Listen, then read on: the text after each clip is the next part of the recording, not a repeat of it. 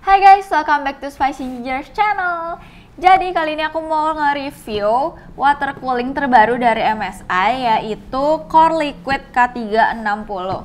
Jadi sebelumnya MSI itu udah punya produk water cooling, kayaknya namanya itu Core Liquid 240R dan 360R. Ya, seingatku gitu. Jadi apa sih yang ngebedain I/O ini K360 sama I/O lainnya? Pertama-tama yang paling mencolok itu ada di bagian layarnya. Ya emang sih MSI itu bukan yang pertama dan satu-satunya yang pakai layar di I/O. Cuma K360 ini, Core Liquid K360 ini punya ukuran layar yang paling besar buat saat ini. Dan bentuknya itu kotak. Kalau biasanya I/O kebanyakan kan bentuknya bulat ya. Nah perbedaan lainnya kita langsung aja unboxing dulu.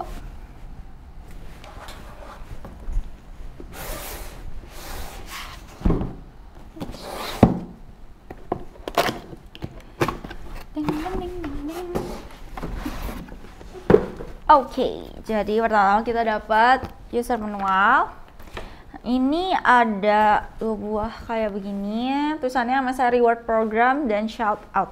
Ini sih kayaknya ya program dari MSI gitu ya.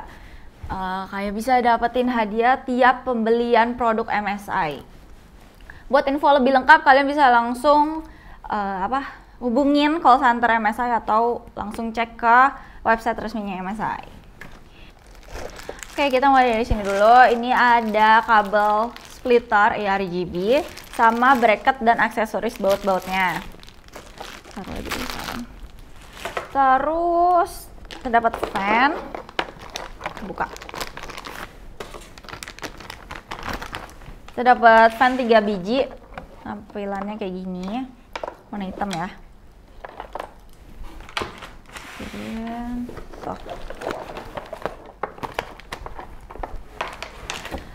lalu kita dapat coolingnya deh. Wow, gede banget sih. Duh, bukan dari sini dulu deh.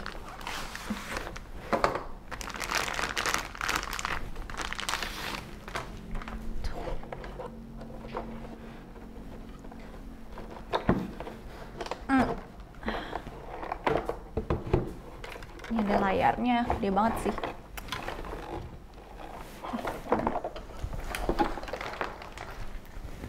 Nah guys, paling segini aja sih isinya. Tuh, udah kosong. Kita lanjut ke review.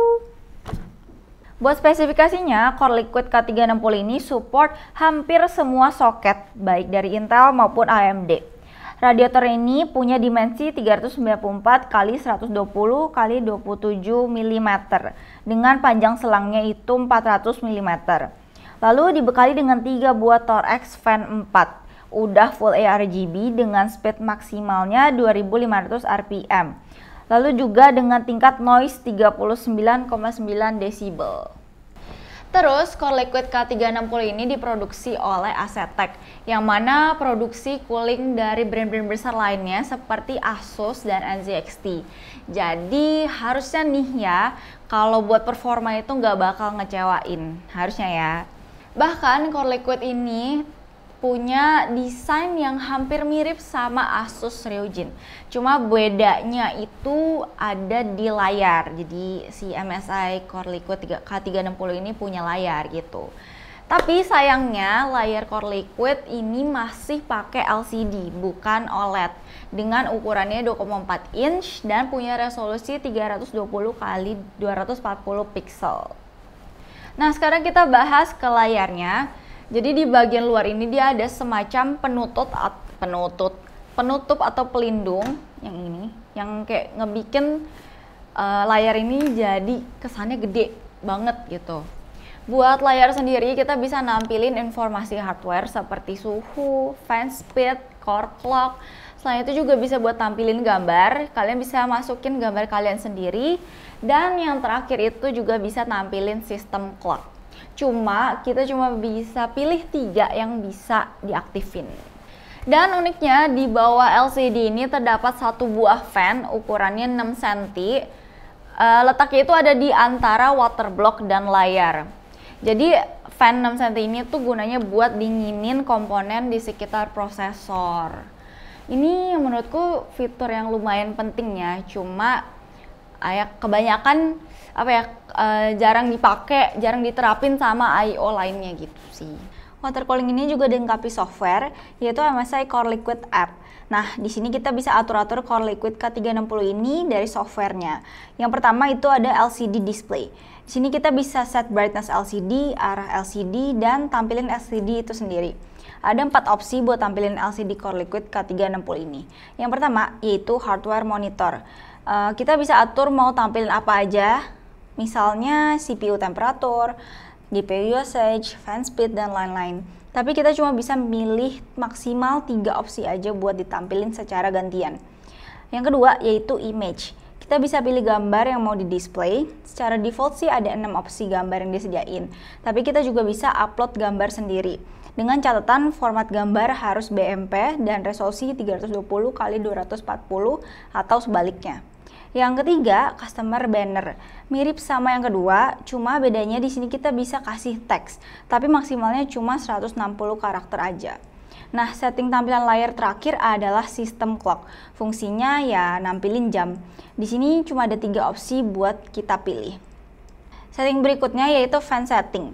Di dalamnya ada 5 mode yang bisa kalian pilih, yaitu ada balance, silent mode, game mode, customize mode, dan GI mode. Untuk customize mode-nya, kita bisa setting fan-nya secara individual. Nah, yang unik dari Core Liquid K360 ini adalah GI mode atau Gamer Intelligent Mode-nya. Jadi, semacam AI yang ngatur keseluruhan sistem Core Liquid K360 ini secara otomatis. Yang terakhir ada RGB mode. Jadi kita ada 10 mode yang bisa kita pilih. Yang paling menarik itu ada mode synchronize. Jadi di mode ini lampu RGB-nya tuh bisa ngikutin apa yang ditampilin di monitor kita. Oke, tanpa lama-lama lagi kita langsung aja benchmark dulu. Gini apaan sih? Benchmark dulu.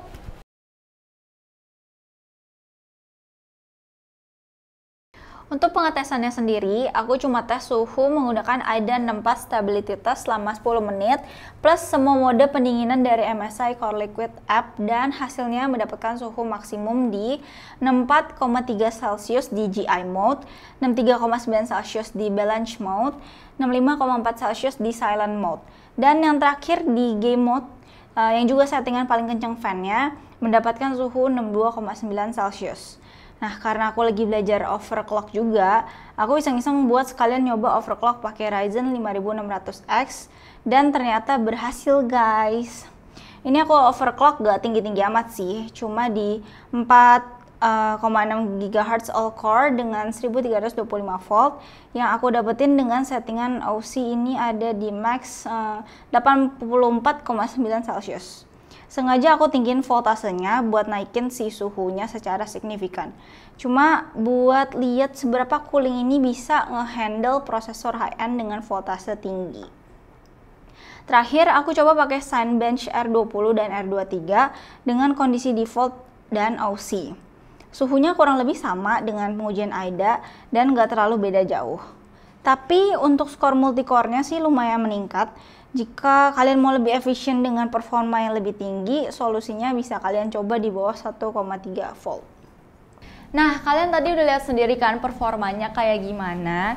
Jadi, selain layarnya yang gede banget, cooler ini juga punya beberapa fitur yang jarang ada di I/O ataupun water cooling lainnya.